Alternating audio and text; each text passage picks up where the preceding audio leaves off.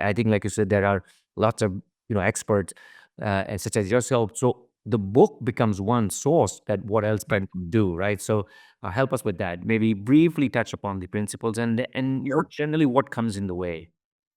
I think to answer your second question first, one of the things that gets in the way is people's reluctance to try some of these things. Any skill, whether it's playing the piano or public speaking or being good at golf or cricket or whatever the sport is, you get better at it. You practice it, you learn the right techniques, you get someone who can coach you and you do it. So I think, having the desire to go out and actually try to become better at influence is the first step. You have to want to do it. But then you need to be a bit of a student of it, but also practice it. So, what are the seven, influence principles? They're pretty basic. And actually, if you really think about it, Mhm. some of these things are not really won't come as a surprise, especially to Gen Z. And here's why. So we tend to, one of the first principles is liking. We tend to wanna be around people we like. And so, you have a set of friends that you hang out with or do things with. I'm assuming you like those people, and that's why you do that. We tend not to gravitate toward people that we're, disinclined not to enjoy being around. Well, what's the principle there? Well, in the workplace, there are things you can do to be more likable, and some of the things are quite benign. Smile more. Ask people questions about their weekend, what their hobbies are, show a genuine interest in other people and be willing to help out if they need help, cheer someone up. You can take them to lunch or whatever, just get a coffee and, practice your listening skills. But becoming more likable is a very, very simple way to focus on becoming more influential. Now, some people might say, well, I just go to work and do work. That's heads down. I have a lot to do. I respect that. But you're missing out on an opportunity to influence other people by just getting to know people a little more personally. So that's one basic principle. Another one is what's called reciprocity. This has been shown across cultures. So I'll ask you, have you ever been invited to someone's house for dinner? Have you ever been? Yes, I have. And if someone says, would you like to come over on Saturday for dinner? What do you usually think? Yeah, absolutely. I'd be happy to come. Mm. Right. But when you come, what do you do? Yeah, I will like to give them a gift. I'm looking forward to meeting new friends or catching up with old friends. Absolutely. So you said give them a gift. Now, I didn't tell you you should give them a gift, but oftentimes we feel a sense of if someone's going to do something for me, I want to reciprocate. That's what reciprocity is. It's this quid pro quo that we experience. It gets into social exchange theory. And if you don't bring a gift, you feel bad, and the other person might feel like, "Well, I invited Miguel to dinner, but you didn't bring any flowers or candy or anything." So there's a social expectation. So say, "Well, that's interesting, Ed, but I'm not going to anyone's house for dinner this weekend." But at work, if you help people when they need help, you built a little equity where you can say, "You know what?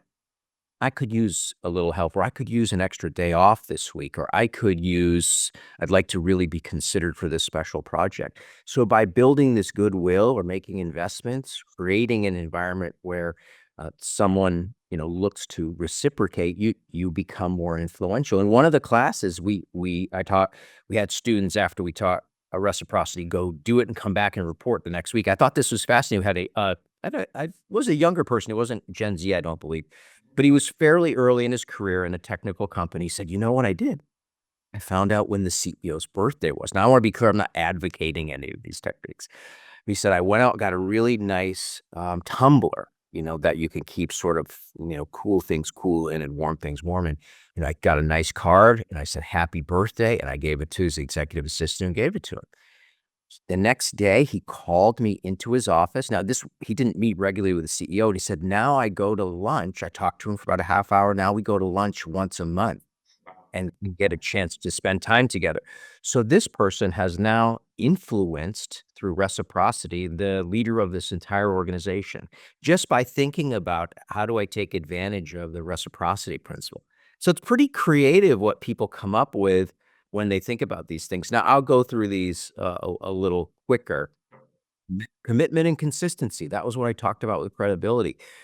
if you've ever worked with people, and even if you're early in your early career, there are some people you can count on and some people that you can't count on so much. The people that you can count on are going to become go-to people. I know whenever I ask Nikhil to do something, if he says yes, he's going to do it. And if there's a problem, he's going to let me know and he's going to try to make up for it. So demonstrating that commitment and that consistency, really shows that you're someone that can be relied upon. It builds your credibility and influence. Social proof. Most of us, if we're going to go out to dinner, the reviews of the restaurant if we've never been there. My wife always asks, "Show me the pictures of the food." I don't know why it's very important. I have to show all the pictures of the actual food. That's called social proof. Yeah. We haven't eaten there, but have other people eaten there? Have they had a good experience? What are the things that they would say about this venue? The same thing is true at work. If you're good at your job or you're good at whatever it is you do, you've got social proof, meaning other people will start to talk about, hey, when I work with Nikhil, he always does a great job. So you're building this sort of suite of evangelists who will talk favorably about you. And if you like them and do good things for them, they'll be more than happy to do that.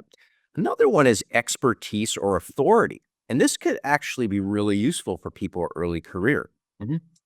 We tend to, if you've ever been to a doctor, a medical doctor, you might be in their office and you look on the wall and you see, oh, that person went to that medical school. That's good.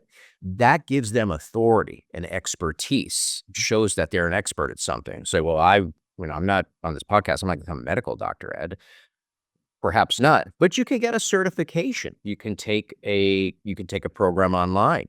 If you're a project manager, you can get a project management certification. So something that demonstrates your expertise gives you credibility and then authority.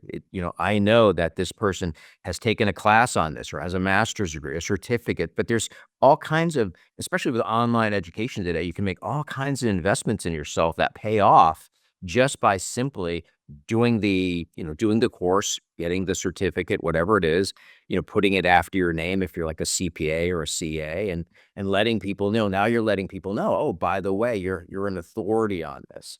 The last one I'll talk about is this concept of scarcity. And this one is very interesting. And I think people sometimes at first struggle with this. When someone is always available to work on a project, we have sort of this sometimes a peculiar response. I think, well, if that person's always available, they must not be working on anything very important, right? Because they're always available. So one of the things I tell people is, and it sounds a little odd, it's like, don't always be available, right? If you're working on something else, or if you have another priority or project, I'd love to be on your podcast today, but I've got several things I have to do this week, Nikhil. I can do it in a couple weeks. It gives the sense that, oh, that person's important. They're working on important things, and he or she might not have a whole lot of time because they're working on other important things. So all of these things taken together, the last one is unity, to build sort of unity in an organization, to get people to become kind of an opinion leader. And that goes back to your senior leader example. When you can build unity through projects, getting people on the same page, thinking the same way, all of those things collectively build someone's influence. But you don't have to be great at all of them. You can start anywhere, and that's what we encourage, is find something that you think you would like to try out and work on. You'd be very surprised at how well they don't always work, but some of them work very, very well. And I think you just have to have the courage to give it a go.